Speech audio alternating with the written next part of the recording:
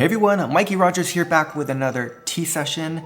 Do you guys like to save money? Because if you do, you're going to want to stick around in this series where we talk about the not so obvious ways to save as a homeowner. And what I mean by not so obvious is when we tend to think about saving as a homeowner, we think about things like turning lights off, using the AC less during the summer, taking quicker showers to save on water, etc., etc. But instead, I want to talk about real lifestyle changes we can make throughout the year so that our house bills are a little bit more manageable. And so the first not so obvious way to save in this series has all to do about food.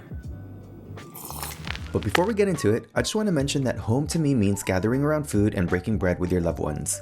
Food is so universal, and I can't think of a better way to connect and make memories with friends and family. So incorporating food as a way to save as a homeowner is a win-win in my book.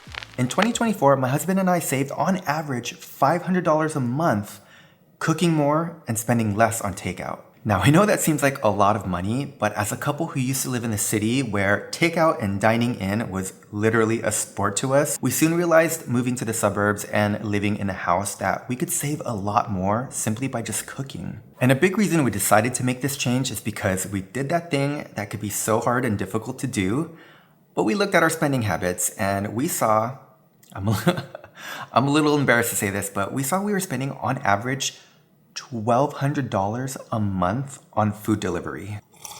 I know, don't come for me, but hear me out. These takeout habits were formed during the pandemic where, as we all know, it was so easy and convenient just to do takeout, and it made sense at the time. And to be really transparent here, it took me losing my job earlier this year to really look at our spending habits and find ways to save so that we wouldn't get behind on our house bills. So my first tip in regards to saving and food is to buy your proteins in bulk and save them. Buying in bulk helps reduce costs of groceries because you're not constantly going to the store, walking down the aisles, grabbing things that you really don't need. But more importantly, we no longer have that excuse of saying, oh, we don't have food at home, so let's just order takeout. Let's go out to dinner. You know what I'm talking about. Okay, so this is the steak we like to buy, and this is the beef loin New York steak. You're getting 4 steaks right here for $48, and 1 steak will feed both me and my husband for 1 dinner. So 4 dinners, $48, pretty good. And we'll just freeze these and thaw them when we're ready to go. And this brings me to my second tip, because now that we have these proteins at home, we want to start cooking recipes that don't really require a lot. We want them simple and delicious so that we don't overcomplicate things. After all, the reason for takeout is because it's quick and easy. So implementing these quick and easy, but also delicious meals really helps set us up for success. An example of one of my favorite meals is to grab a piece of steak from the freezer, once it thaws out, slice it up, marinate it in your favorite seasonings, and then throw it in the air fryer. Obviously, you can pan fry it like a normal steak, salt, pepper, garlic, butter, you know the drill, but we want something super simple. We just want to throw it in the air fryer, set it, and forget it. I've got my steak all thawed out. This is gonna serve me and my husband, and I'm just gonna slice this up, marinate it, and throw it in the air fryer. Simple as that. All right, I just made my marinade, and it's just soy sauce, sugar, sesame seeds, garlic, a little bit of ginger, giving it like an Asian flair, and then some red chili flakes to give it some spice. We'll let this sit for a while, and then we'll just throw it in the air fryer, and dinner's done. And there we have it. In less than 30 minutes, we have a beautiful steak salad dish. Bon appetit. All right, taste test. This bite's for you. My turn.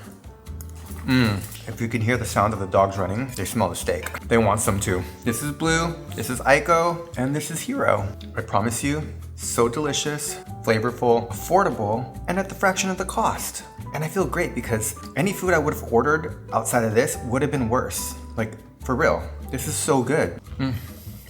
Okay, so now that we've settled in and we're making all these meals throughout the weeks, everything is going good, we're getting that itch of wanting to go out, hang out with friends, catch up, and have a nice dinner out. However, a nice dinner out with friends also means a pricey bill at the end of the night. So this brings me to my third tip, which is equally as fun. You're also saving money, but more importantly, in my opinion, I think it's better quality time with your loved ones. And that's planning and rotating out dinner dates at home. I mean, just think about it. Maybe once or twice a month, you can alternate hosting with your friends. The host will cook the meal, the friends can bring an appetizer, possibly dessert.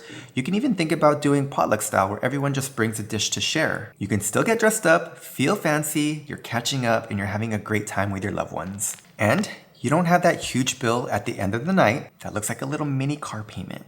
You know what I mean? So these are just a few tips regarding how you could save through food and cooking, but also not feel like you're missing out socially. And if you guys have any tips on the not so obvious ways to save through food, leave them down below because I need all the help I can get. Alright, that's going to be it for this video, and I hope you enjoyed the little tea session we had today. Don't forget to check out the other videos in my tea session diaries. They'll be linked down below. I'll see you guys in the next one.